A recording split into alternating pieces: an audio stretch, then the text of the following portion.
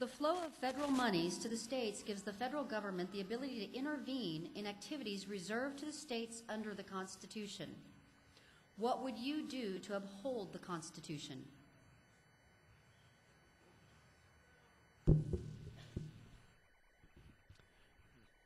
Well, that's pretty easy. I mean, we are a union of 50 sovereign states. I don't know if anybody realizes the importance of that statement or not, but we are a union of 50 sovereign states.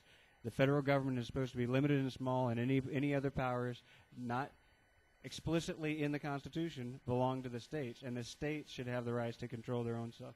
We need to stop the federal government from unfunded mandates, especially in education. We absolutely have to stop a lot of these issues.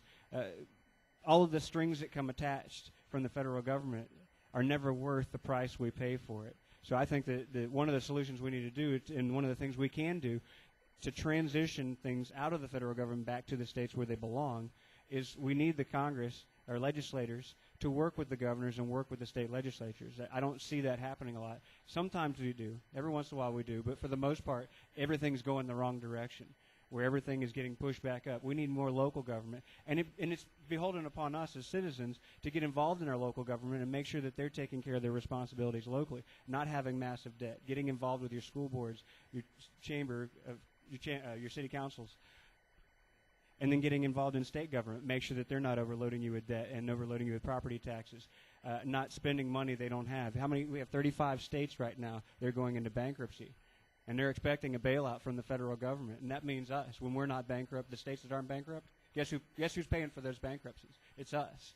So shrinking the size of government is absolutely a way to get the states back in control. But we have to find a way to transition a lot of these programs. You know, yanking rugs out from underneath people is real hard, but there's a way that we can get there, and we've done it before. One of the things that the founders did when they wrote the Constitution, you know what they did? They looked at history, and they saw what worked and what didn't work. And they applied that to the problems that they faced then. They said they needed a constitution. They based that on the things from history. That's what we need to do with our problems, historical solutions. Hey, Liz, can I get you to reread the beginning again, please? The flow of federal monies to the states gives the federal government the ability to intervene in activities reserved to the states under the Constitution. What would you do to uphold the Constitution? This one's easy. You represent the Constitution every time you take the floor. Every time a congressman steps up and starts talking about authorization for spending that's going to go to the states in any shape or form, is representing their morals, their Constitution, and their people of the district. As far as I know, and I checked pretty recently, I was the only person to sign the 10th Amendment pledge, which says that no matter what, I'm going to stand up for state sovereignty first. That I won't be bought into the system of making the federal government push things onto the states. That the states are sovereign, and that they should be controlling what they need, and the U.S. government needs to stay out unless the states have asked specifically for aid or help. And then the federal government can start talking about what they want to do. But the state governments are there to represent the people.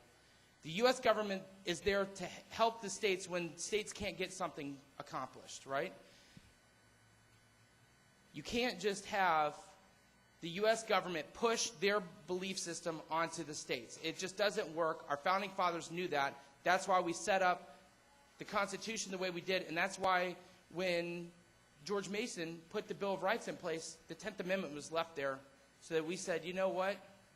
We're going to leave and reserve certain things to the states, and it's going to be that way forever. It's an amendment that's been overlooked way too frequently in Congress, and we need to remind our Congress that the 10th Amendment is there for a reason.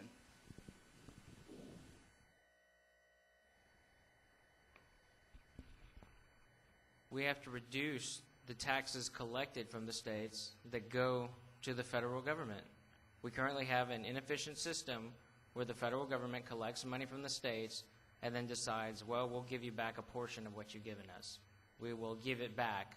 We have congressmen who will request earmarks for the states, money taken from other states and brought back to the district to address different issues.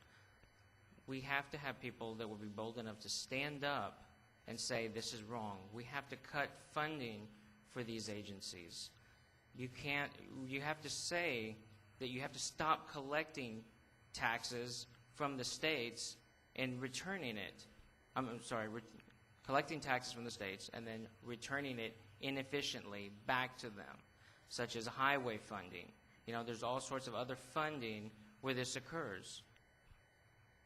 And that's how we address the issue. We have to reduce taxes, federal taxes, in order to stop that flow from the state to the federal government, and then it's returned inefficiently.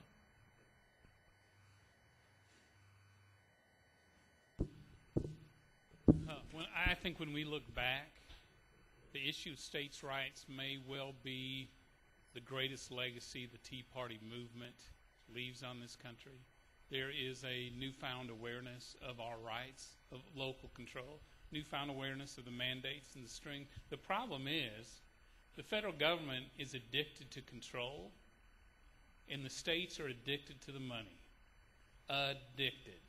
And I'll tell you this because I respect our leaders here in Texas, but we have rallies on states' rights and the 10th Amendment on the weekend, and then they're in my office that week asking for the very money that they don't want to accept in the first place, as long as it's not visible. And they're addicted to those dollars. And it seems to me, I love a couple ideas. I love John Culberson, our conservative neighbor down in Houston, has this idea where the states get to vote on any federal program. They don't have to accept it, and they get the money back if they don't want to use it. Some of us introduced legislation the other day that says we can block any bill on the House floor that doesn't have specific constitutional authority cited on. There are some things we need to do, but the Tea Party really has been the leader in the forefront of this.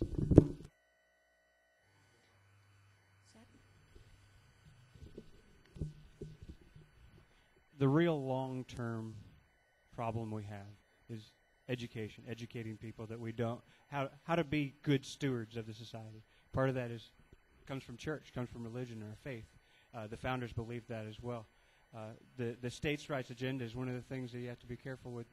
The pledge, the 10th Amendment pledge. I have a stack of pledges. You're welcome to read them anytime you want. I have a stack of pledges. Everybody's come out of the woodwork since I started running for Congress. Send you a stack of pledges. Pledge this, pledge that, pledge everybody. Pledge that you'll take our cause. Pledge you'll take this. Here's our voter guide. Fill out all this time.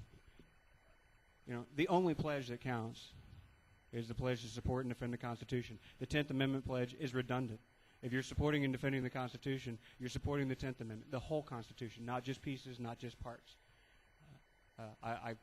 I'm not going to jump in and sign everybody's pledge. That is not what you do as a representative. I'm supposed to represent you. The people I'm beholden to are you. Not one small group, not one group's pledge, not any other thing. It's you. That's what our representative republic is about, representing the people.